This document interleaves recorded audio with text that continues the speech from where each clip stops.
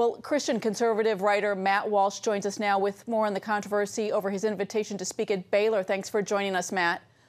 Thanks for having me. Well, first of all, were you surprised that students at a Christian college petitioned against your visit? I wish I could say I'm surprised, but we know that there are some very good Christian schools out there, but there are also a lot of Christian universities that just use that title and some of the benefits that go along with it, but don't seem to really emphasize the gospel or Christian truth to any degree at all. So, no, I wish I could say it surprised me, but it's kind of what you expect from Christian universities now. Tell us about your speech and why you think it has become offensive even to young Christians on college campuses. Well, the speech is to talk about the efforts in our culture to redefine these three pillars of human civilization, which would be life, marriage, and gender, which I realize are three of the hottest topics, right, and three controversial topics.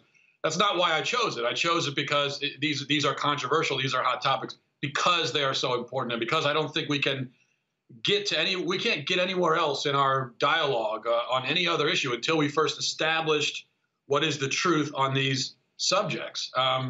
And as far as why it's controversial on a Christian campus, I think it's just because although these are basic Christian teachings, I think that a lot of Christians simply aren't raised in households or in churches that emphasize even the basic Christian teachings. Well, I'm interested in your strategy going forward. You have a sold-out crowd at your Baylor event. Do you think it will be a difficult crowd? How are you preparing for this?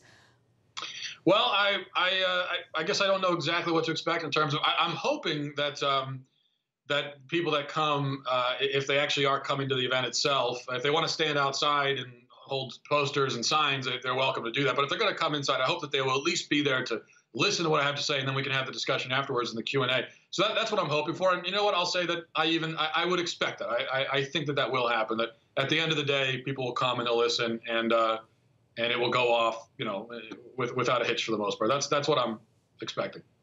Matt, I'm curious as to where you see all this going. We've seen more and more cases of colleges seeming to be anti-free speech. Do you see restrictions continuing to grow, or do you perhaps see the pendulum swinging back? I would hope that the pendulum is swinging back, but I don't think that I don't know if I actually see that happening.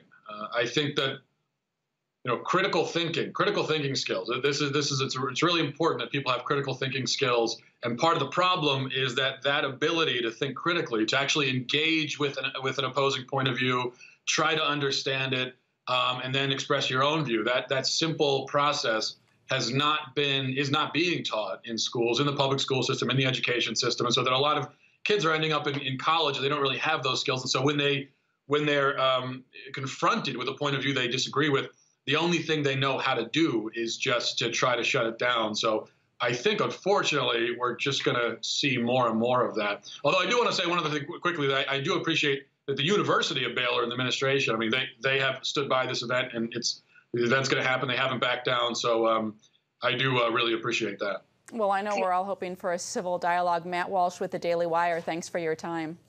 Thank you.